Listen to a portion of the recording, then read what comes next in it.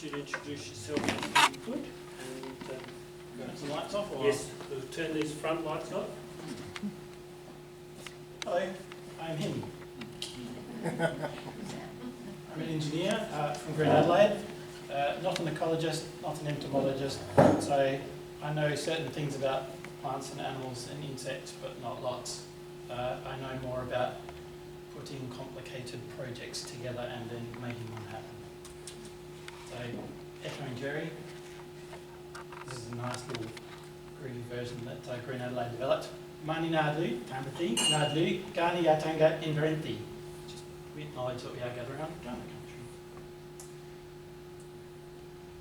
If you're not familiar with Green Adelaide, and it kind of sounds like you are familiar with Green Adelaide, and after Professor Chris Daniels has been here, you'll be very, very familiar with Green Adelaide. We are a landscape board. We used to be called Natural Resources Management Boards. When I started in 2008, we were the Adelaide Mount Lofty Ranges Natural Resources Management Board, and before the Natural Resources Management Boards were the Catchment Water Management Boards. That's an outline of our region and some of the things that we're interested in. What's kind of different about Green Adelaide compared to the old NRM boards or compared to the rest of the landscape boards is our urban focus. And that's a little bit of a slide on some of our priorities with Allan Sumner's Karrawirra Parri artwork showing the importance of the relationship between the land, the water, the sea, biodiversity and people. It's very nice, the big screen. So, Breakout Creek. Breakout Creek has been given the Kaurna name Purruna Parri, meaning river of life. You'll actually see that word around in a few different places in Adelaide. It's a name that's been given to this part of the Torrens, Karrawirra Parri, but it's also been given to some other things around Adelaide.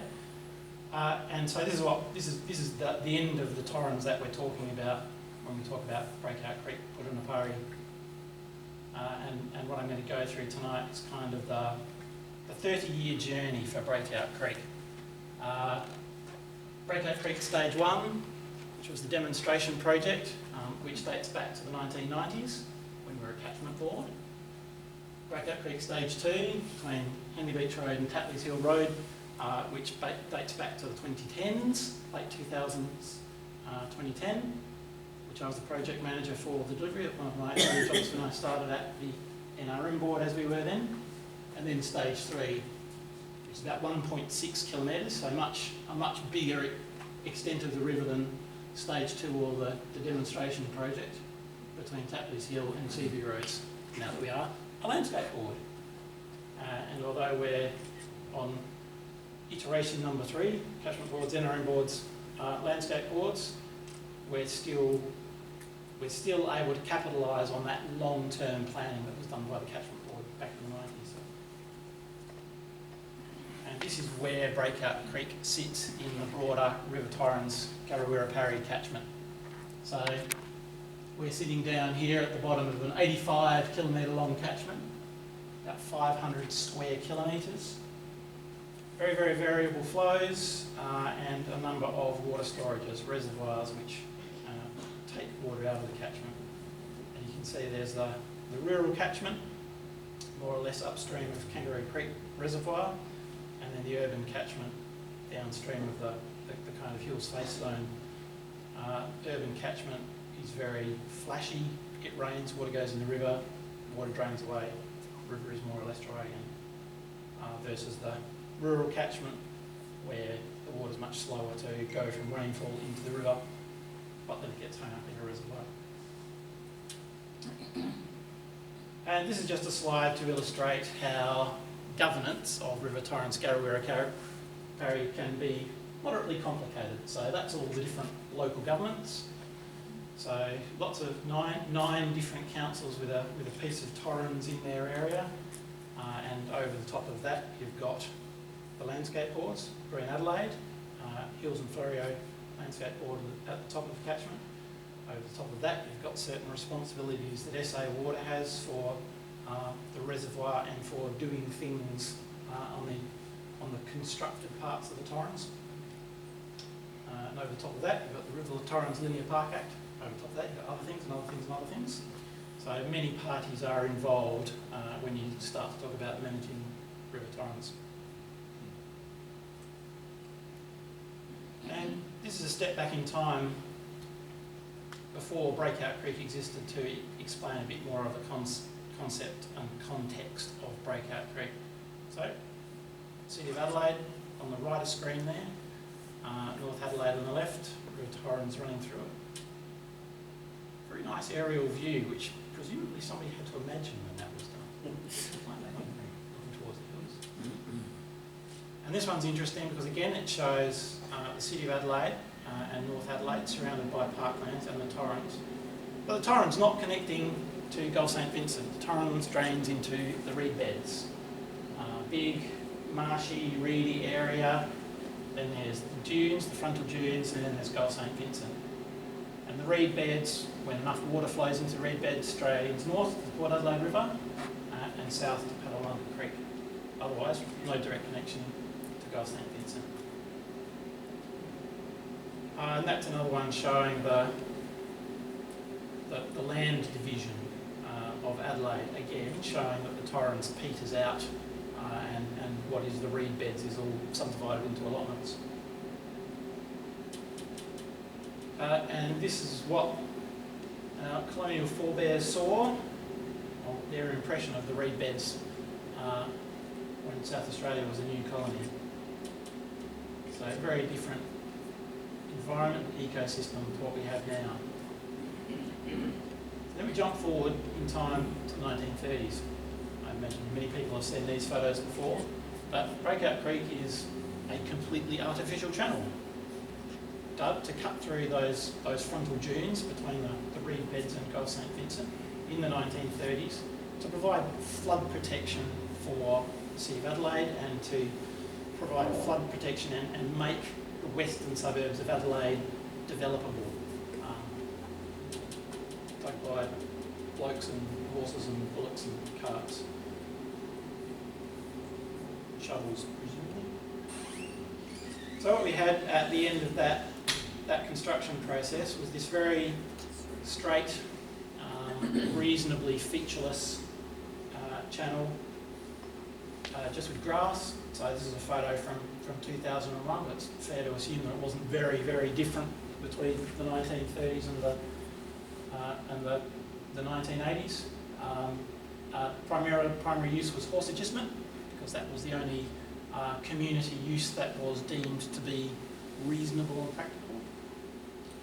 And the only other interesting thing that happened to River Torrens since the 1930s and before Breakout Creek upreed redevelopment project started was the 1980s River Torrens Linear Park project.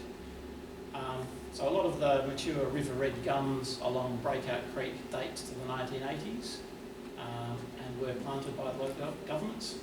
Jeff Dinham, who still works at the City of West Torrens, remembers planting those trees. And River Torrens Linear Park project put the asphalt paths along the tops of the levee banks. So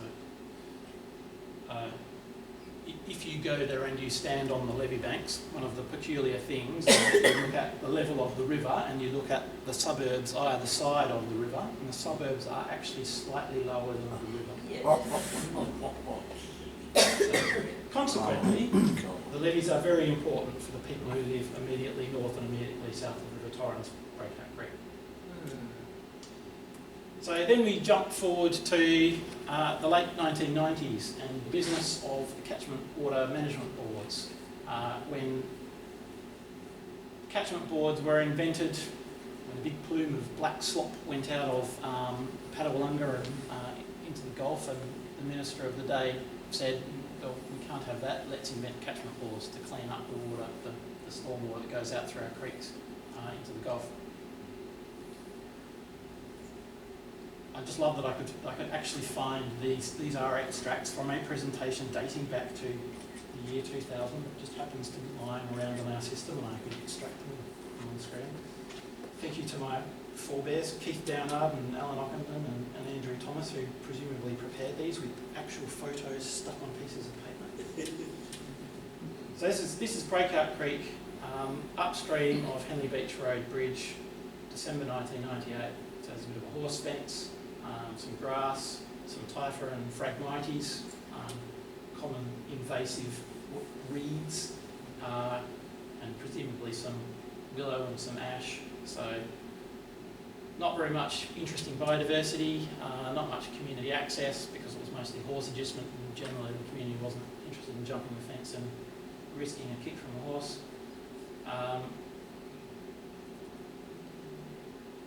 Grass, weedy,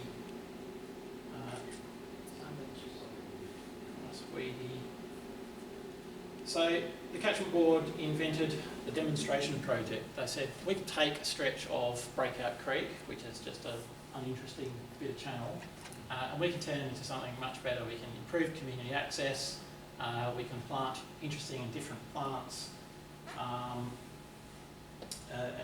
we can just make that a much better piece of river. So January 1999, work commenced, continued through February, and then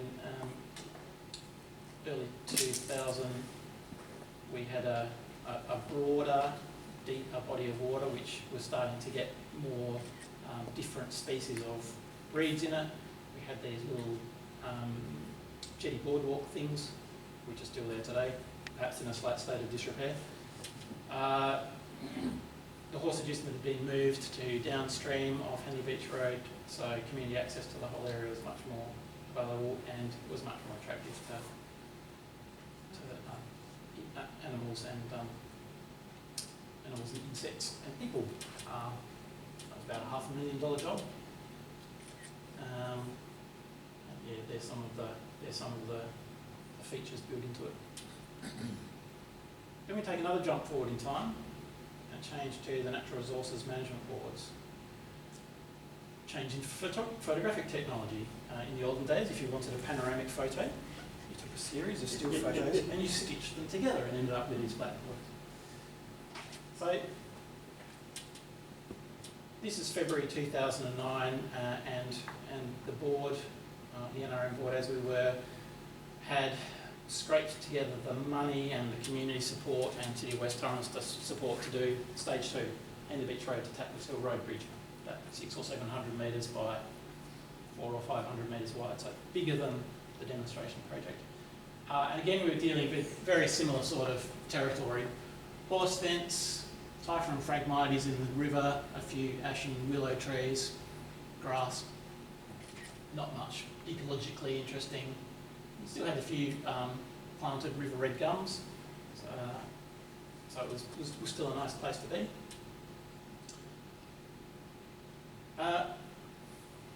So we started digging holes, and we dug up something like 60,000 cubic metres of soil. We created 2 deep permanent pools, built 2 weirs, one downstream of Henley Beach Road Bridge and one just upstream of Tapless Hill Road Bridge, so that there is water in that section of the Torrens for longer throughout the year. We built a little footbridge crossing, and we planted well over 100, something like 150,000 locally indigenous native plants. This is just after the mulch had been put down, the first plantings had been done, and that fluorescent green is the spray grass on the grassed areas. April 2010, plants were growing rather nicely. April 2011, a year later, even nicer. And if you go there now, so this is from 2020, if you go there now, you barely recognise the place.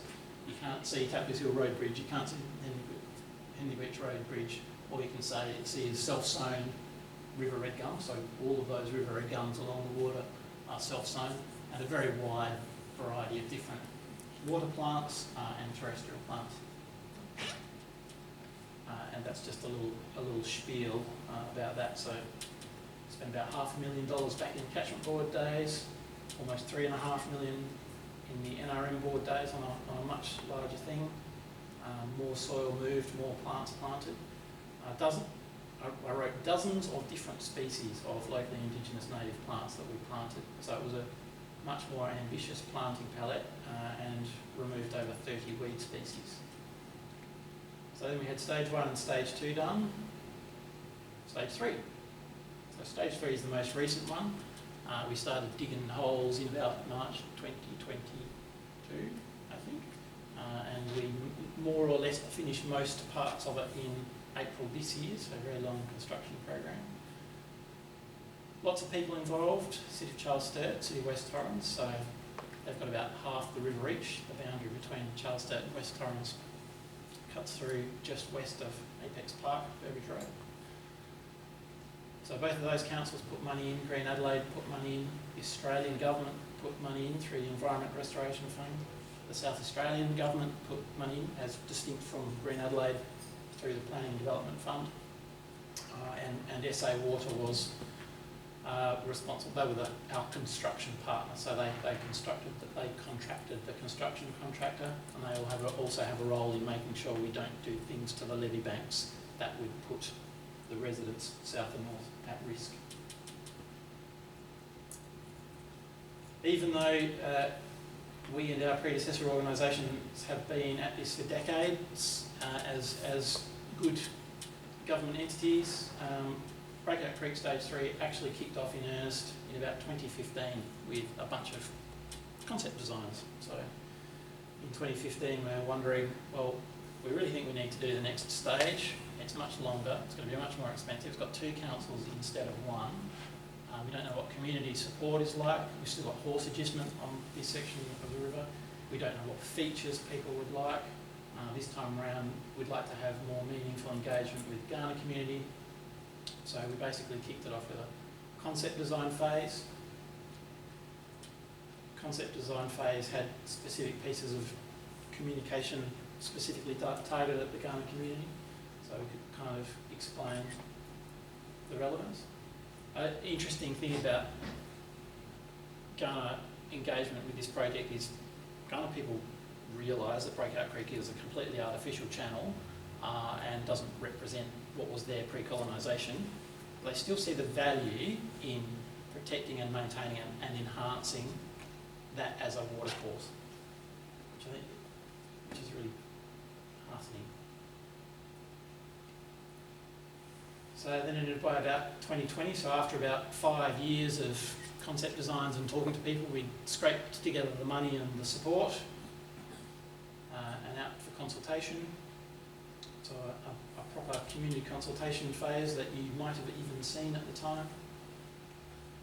And eventually the Minister released the approved final concept design. So concept design is on one A3 page, and then of course that gets turned into the actual design. So that's a portion of the 200 odd page drawing set, and then there's probably the 200 page specification set. Concept design to real design is a different thing. So what do we do? This is a view from Henny Beach Road Bridge, Tapley's Hill Road Bridge, looking west down the river, and this just happened to be a convenient vantage point. Like the stage 2 photos where we had the convenient vantage point of Lockley's Oval where you could get the whole length of the river, here at least you could see the width of the river. So April 2022, we're just starting construction. You can see the contractor's compound there on the left, the south bank.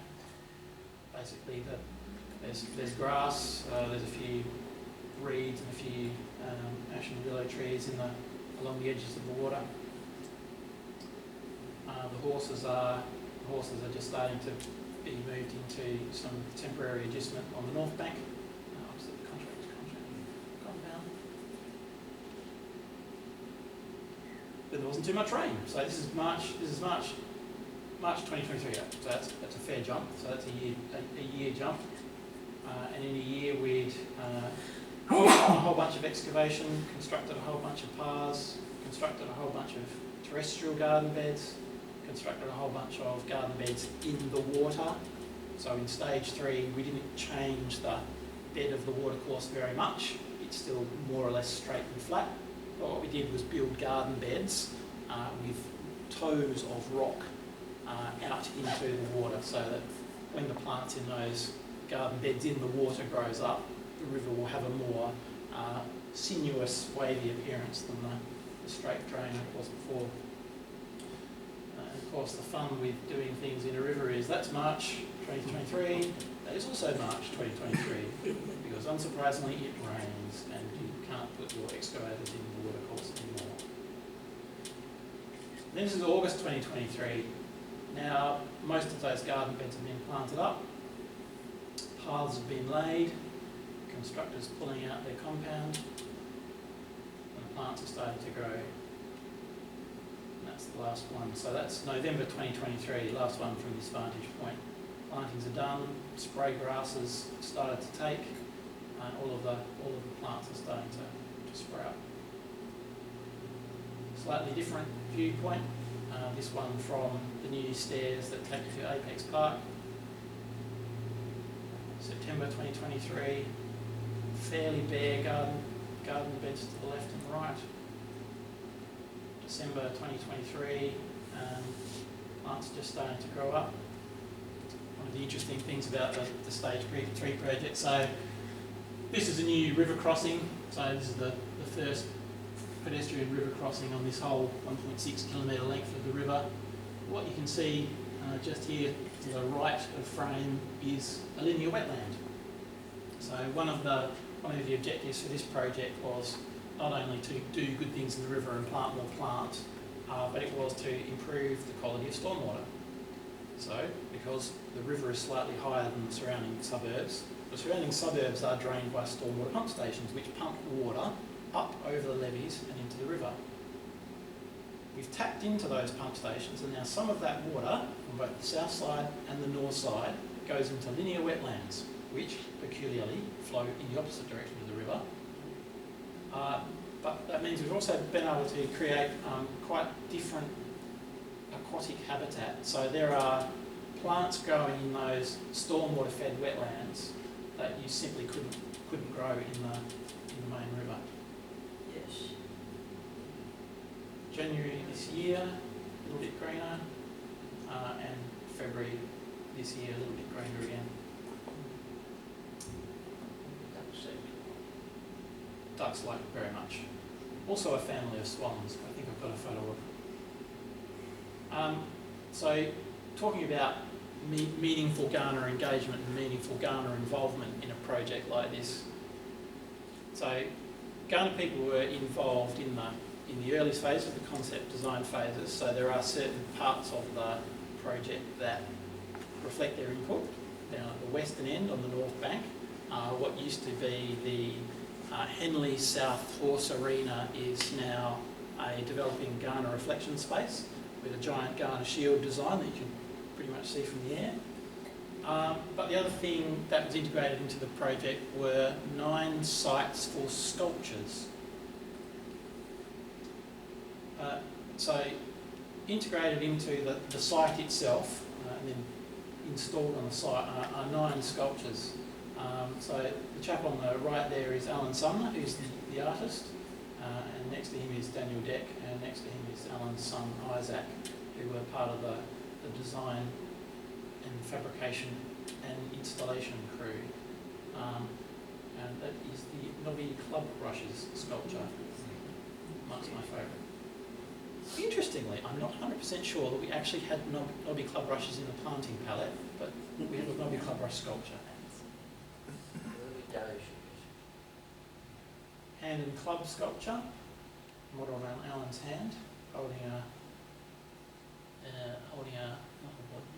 can't remember the name of the club now, holding a club that he modelled on one that he carved. Painted story poles. Shellfish middens, representative of the shellfish middens that you find at places along the coastline. Bird poles. Poles from the old Port Lincoln town jetty, so I'm told. So poles that are something over 150 years old. Story log, carved log, kind of representing the wind-blown waves you see in sand dunes, kind of reflecting the waves you see in the sea. Ibis feather. Whale bones, so gigantic whalebones, kind of representative of a whalebone wadley that you might see along the coast, which I think is a structure that Kaurna people share with the Ngarrindjeri. And the Nudlitidbi Nuinpi, the pouched lamprey, much larger than life size. Indeed. Great place to sit and look at people who look at you quite puzzled as why you would be sitting on a giant lamprey. So that's the 9 Kaurna artworks. They're all along both sides of the river in stage 3, and hopefully a meaningful inclusion of things for people to look on and reflect upon Kaurna culture and heritage. Plant species lists. So in stage 2 we had a reasonably ambitious planting palette, a couple of dozen different locally indigenous native species, and 150 or 160,000 plants. Stage 3, much bigger area, much more ambitious planting palette. So round about 245,000 is the number of plants, we like to say, thereabouts. Only 100 or 120 of those were actually trees. Most of them were shrubs, ground covers, in-water plants, submerged plants in the wetlands, and more than 80 different native species of plant, some of which are very uncommon, likely to have been present in the reed beds pre-colonisation, and very, very uncommon. Some of them had to have fairly novel propagule collection and germination methodologies worked up, because you can't go to the shop and buy them. So I think I counted 85 different species. I did actually go to the trouble of finding as best I could the common names for all of them. I won't expect everybody to read them and memorise them right now. But if anybody's particularly interested, I can always send along a PDF of the plant species list. Bearing in mind that's the plant species list as it was represented at a point in time. It doesn't necessarily 100% represent what got planted. And luckily, our fine friend Martin Stokes from Green Adelaide had an afternoon out there with his camera, so he captured some examples of what happens to be flowering in April. Common everlasting, creeping boobiella, great. A fan flower. There are 3 different fan flowers on the species list, and I'm not sure which one this is, and neither was Martin, so I'm just saying it's a fan flower, one of the many fan flowers.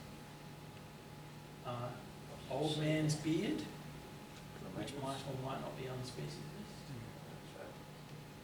Native scurf pea.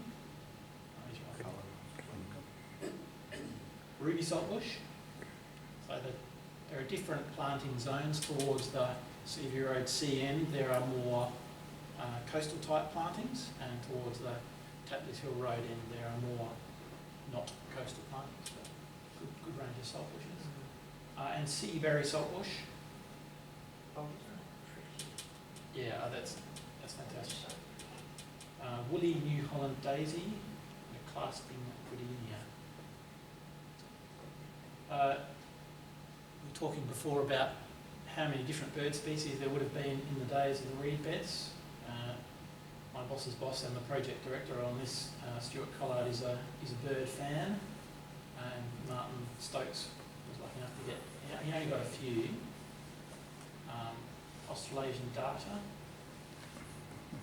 purple swan hens, they're not particularly special, just still pretty. White-faced heron. And our friends the swans. A pair of swans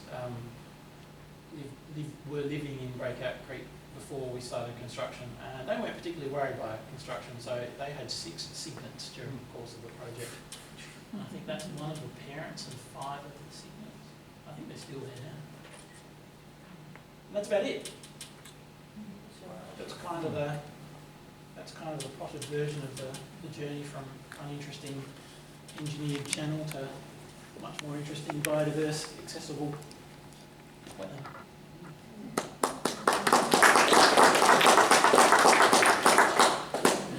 So we'll certainly be convinced that biodiversity is improved.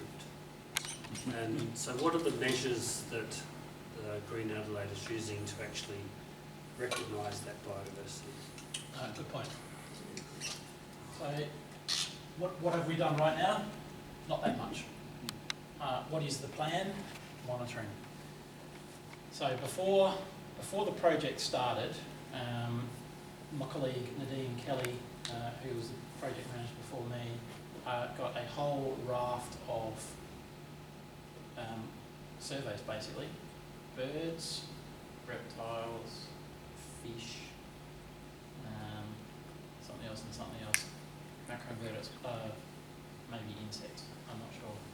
So once, and we also, for our $2 million from the Australian government, we promised them that we would create habitat for the Australasian bittern. The Australasian bittern likes vegetation next to the water, which is fairly dense, but is not shaded by trees, because they don't like predators hiding in the trees. So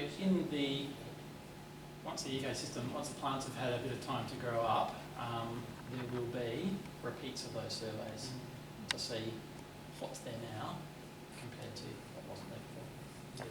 That's basically, I mean, so what is measure one is we planted 245,000 plants covering 80 different species, so assuming that most of them remain at 3 years after they were planted, so we planted them, and then there's a whole 3-year period where the landscape contractor maintains them, so they water them as needed, they replace plants that die.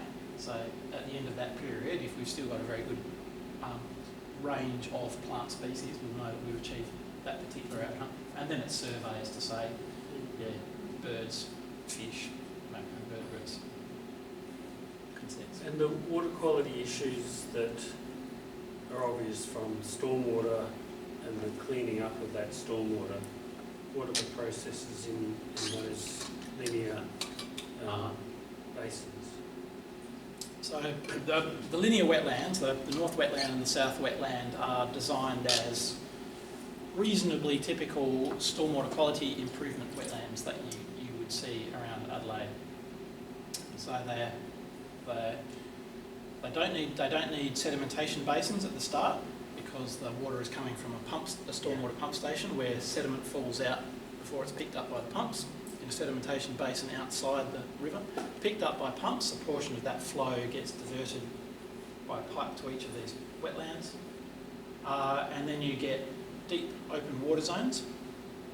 The deep open water zones have emergent macrophytes, water plants that stick out of the water around the edges.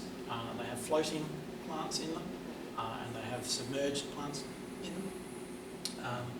And they have areas of open water. So you get sunlight disinfection, sunlight kills some of the pathogens, and then the floating and submerged plants, and to a lesser extent the fringing plants, take nutrients out of the water. And you also get, if there are very fine particles still left in the water, you also get settling.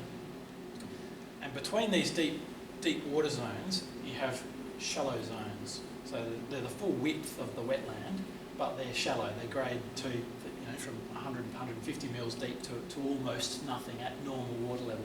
And they're very densely planted with spiky stuff, aquatic plants which like wet feet, like the waterlogged soil. And so those plants are all sticking up out of the soil, and the stems of those plants form a substrate for biofilm. So bacteria and protozoa and stuff grows and makes a slime around the stems of the plants. And because it's quite densely planted, as the water flows through the stem, between the stems of the plants, past this biofilm, tiny particles of suspended stuff stick to the biofilm, so you get rid of more sediment, and they're also sucking nutrients out of the water. So each of these linear wetlands is, I don't know, a few hundred metres long. So there's a series of deep basin, shallow, densely planted, deep basin, shallow, densely planted, deep basin, shallow, densely planted. So by the time the water's flowed through all of those plants and past all that biofilm, most of the sediments come out and a lot of the nutrients have been sucked up. Yeah, that's really great. And there are a lot of those wetlands around town. So. Yeah. So, any other questions? Yeah. Bob? What proportion of the stormwater goes into the... Excellent question. I don't know. I would guess a small proportion, not all of it. And that's a pure function of urban development and rainfall. So the amount of... So you take a pre-development river, rain falls in the catchment, which is mostly trees and grasses and shrubs and dirt. So most of that water soaks into the soil, some of it soaks into the deep groundwater, some of it flows through the shallow soil and ends up in the river. And only when it rains a lot does any of that water get to the river.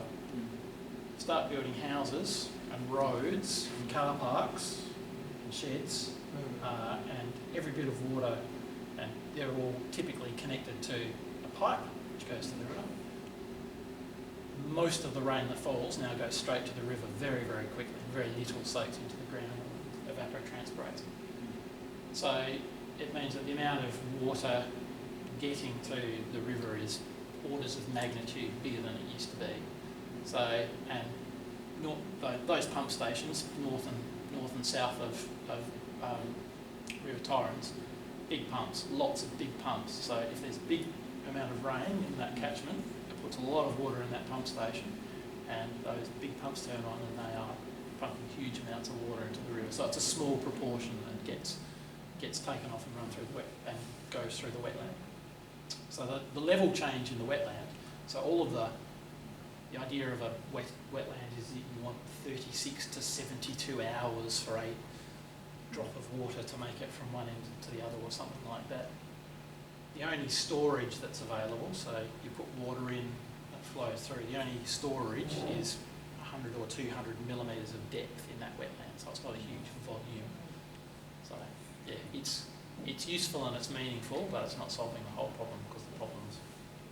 So the rest of that stormwater is actually going straight into the channel? Yeah, as it always was.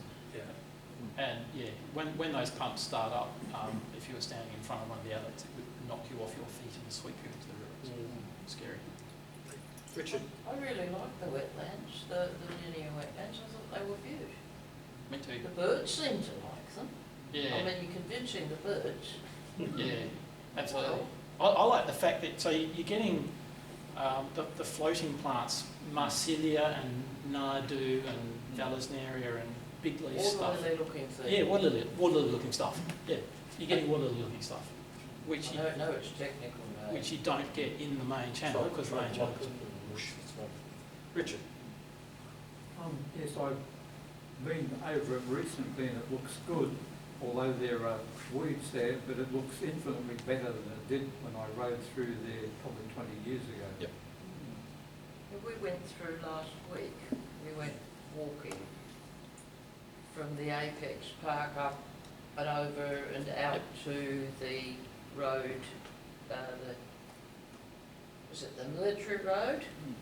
Yeah. Or am I out of date?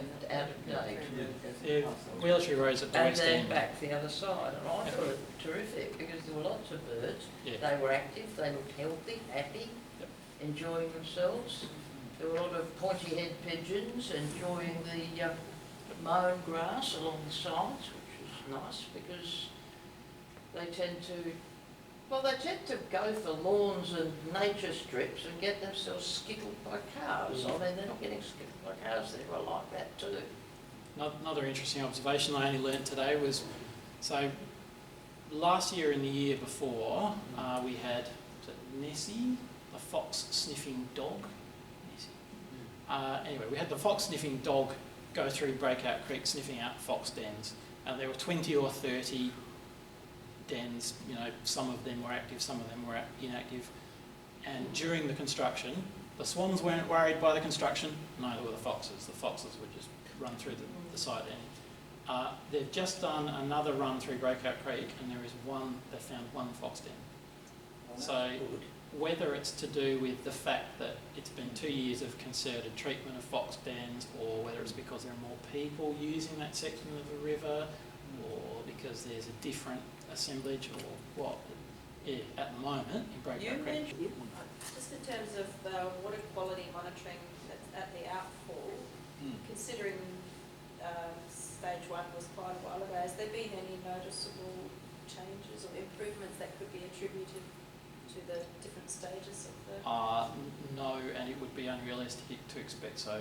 And again, it's because, so we've done things in Breakout Creek, so those wetlands, if it's a rainstorm that's as heavy as you would expect a rainstorm on a monthly basis, then that probably gets treated.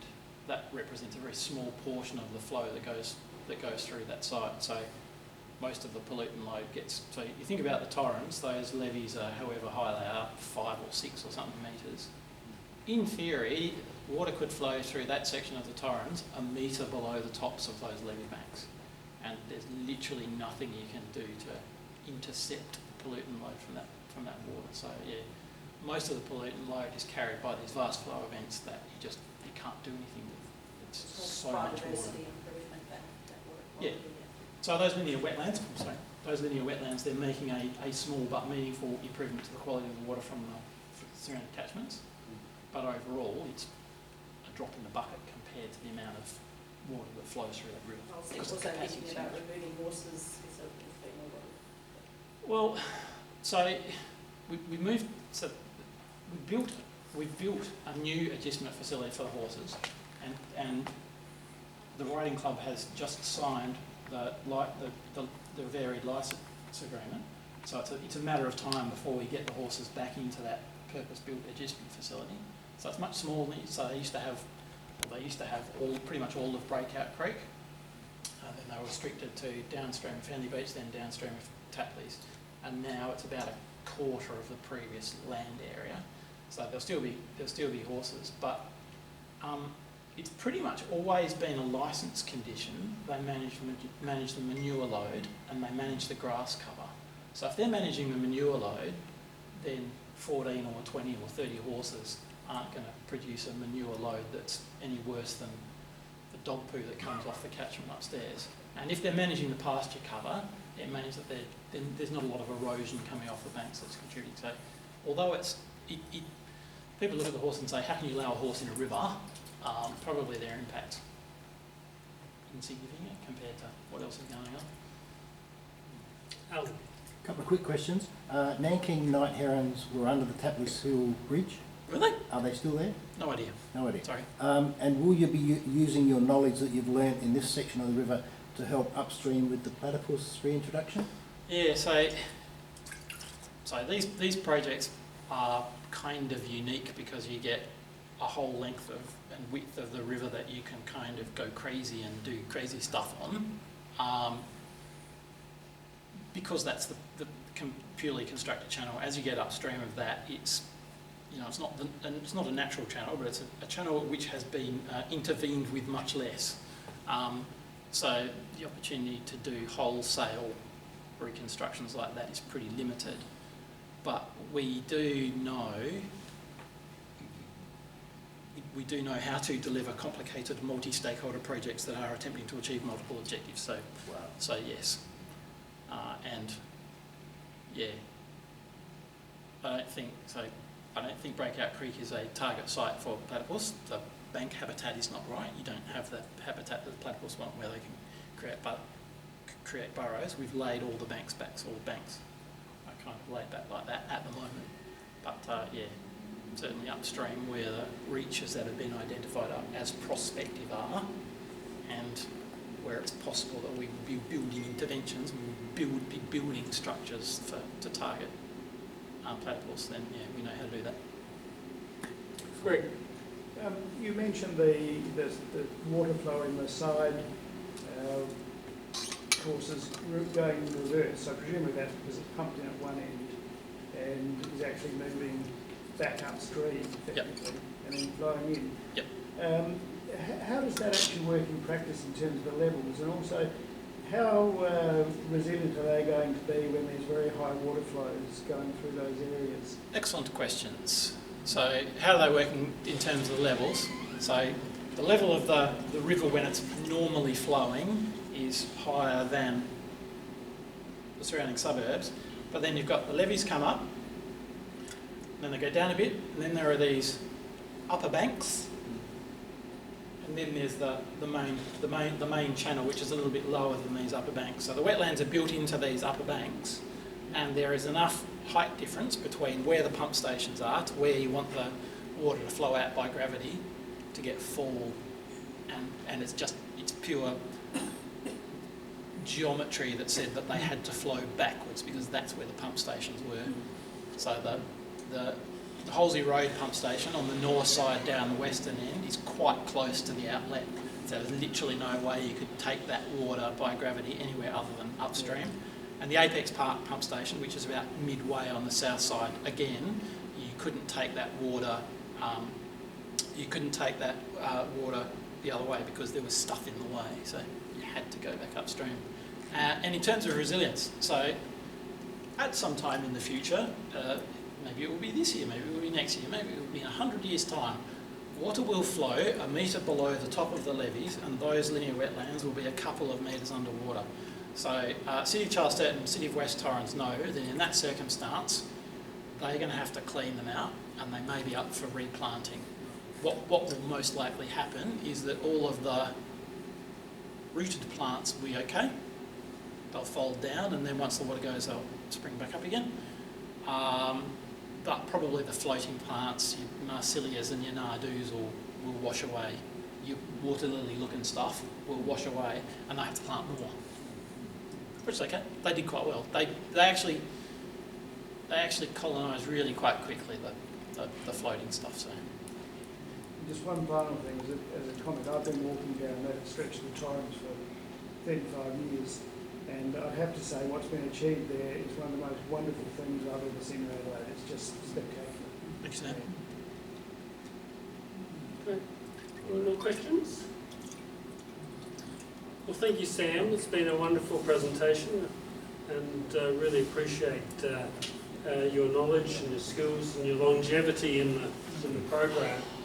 And because it really does lend to that, doesn't it? It's a long-term program, so as a staff member being able to stay there for a long time is really good, because then you can get comments like Greg's just made about how it's really justifying your work ethic and all the rest. I've been when I started, the people I was working with were the catchment board people, your Alan Ockendens and your Keith Downards and your Andy Thomases. And yeah, that was 16 and a bit years ago. So I was in touch with the demonstration project, or the people who did it. I think it's very valuable when organisations can have that long-term view, both organisationally and in terms of the staff who are actually doing the work.